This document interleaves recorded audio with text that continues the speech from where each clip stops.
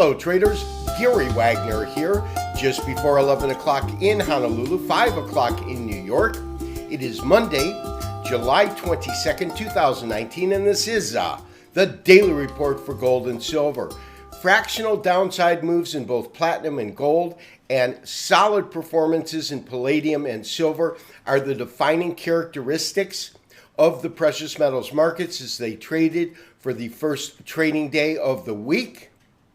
We saw a continuation of that contraction on the gold-silver ratio. We will spend a couple of moments and talk about that because we did reach a historical level at 93 2 weeks ago, and then last week solid moves in silver, and the fact that silver outperformed gold took that to about 87 from 93, and that's interesting to say the least.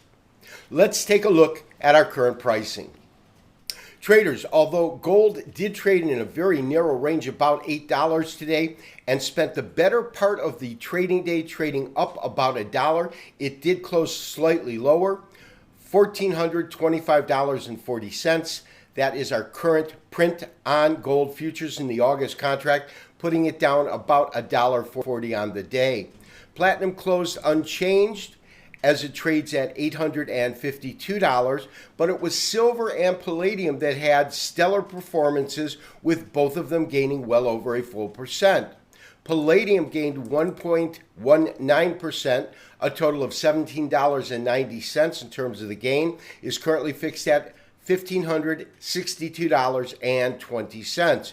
And it was silver that continued to really outshine gold, up almost 19 cents, 18.5 cents at $16.38. Now that's all with some minor headwinds caused by dollar strength today. The dollar itself gained almost 0.2%, is trading at 96.98.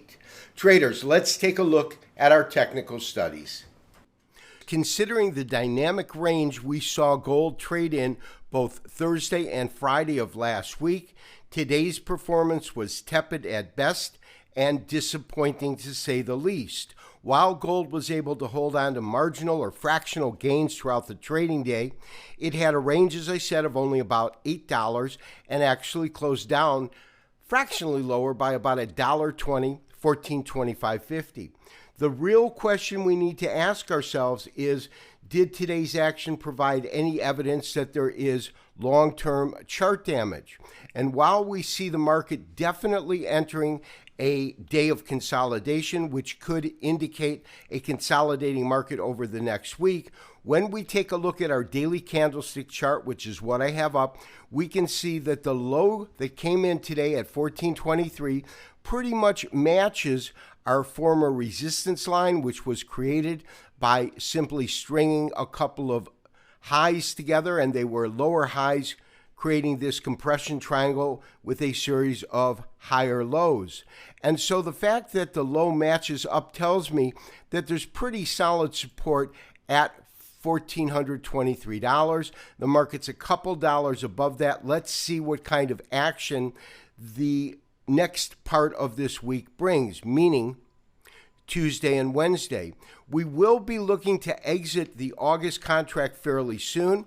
If the trade is working in our favor, we will probably pull profits and then roll over to the next month, which would be October. However, if we see gold prices break with any kind of a closing basis into this area, meaning below this support line, which was the former resistance line, we will probably tighten our stops up to take it at the market to minimize any kind of drawdown we get on this current trade. But it's really been silver that has been performing in a stellar manner, and it's that gold-silver ratio that continues to contract after reaching an all-time record high couple of weeks ago at about 93. Now, it had been moving, or widening, I should say, since 2016. So this has been a long-term move to the upside. I will pull up a monthly chart to show you how that ratio has been acting since 1998 in a second. But first, as to our trade, my recommendation is to maintain our current long position. We are maintaining our stop, but we are looking to tighten that stop up rather quickly, at least by Wednesday of this week. I definitely want to see if we get any kind of follow through or support come into gold pricing on Tuesday's trading. Traders, as I said, silver had a strong showing today, gaining almost 1.2%, a 19-cent gain, 16.38.5 cents. That's silver futures. We are looking at a very long-term chart of the gold-silver ratio. We can see that it, as recently as about 2 weeks ago, hit a high, and then last week traded as high as 93.02, which historically speaking is an all-time record high. Prior to this run-up, we really had, you can call it a triple top at approximately 83 on the gold-silver ratio.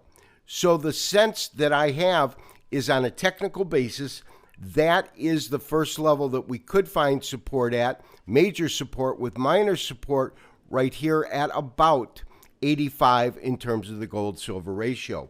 With that in mind, let's take a look at a silver chart. The final chart that I do want to look at on today's show is a daily silver futures chart. We can see that it challenged what I believe is strong resistance right now at about $16.50. The market just shy of that at 38. That is the 0.618% retracement. It is a long data set that put us to these numbers. I'll have to take it into a weekly chart to actually show you the entire range.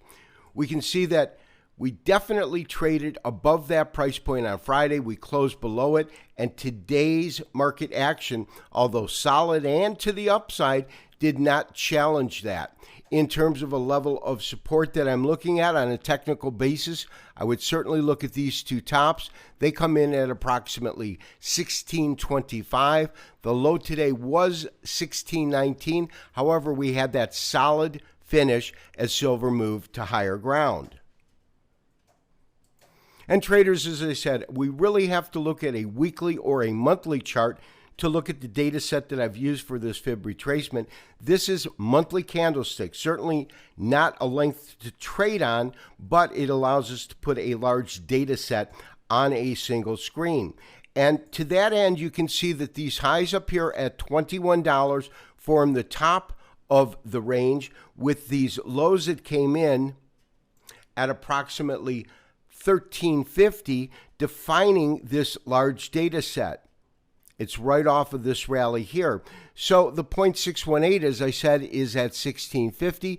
If silver is able to take that out, which I do believe it has the opportunity to, the next real level we would look at on a major and long-term basis doesn't really come in till about $17.40. In other words, I believe that there is definitely more upside room available in this current rally in silver. This has been Gary Wagner, wishing you as always good trading. We will talk to you tomorrow for the next daily update and review. Bye-bye.